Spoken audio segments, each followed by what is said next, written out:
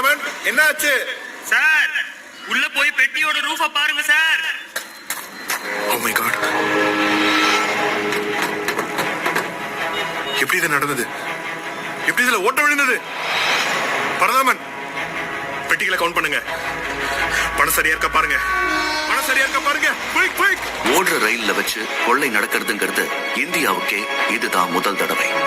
2016 வருஷம் ஆகஸ்ட் மாசம் 8ஆம் தேதி சேலத்திலிருந்து ராத்திரி 9:30 மணிக்கு சென்னை எக்மோருக்கு வழக்கமா கிளம்ப எக்ஸ்பிரஸ் ரயில் கிளம்புது. இந்த ரயில் ஆத்தூர், சின்ன சேலம், விருதாச்சலம், விழுப்புரம் வழியா தாம்பரம் வந்து அங்கிருந்து எக்மோருக்கு காலையில 3:55 மணிக்கு போய் சேரும்.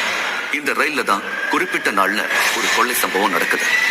2016 வருஷம் சேலம், சென்னை எக்மோர் இடையில பயணிச்ச எக்ஸ்பிரஸ் ரயில்ல நடந்த கொள்ளை சம்பவம் பத்தின ஆவண நாடகம்.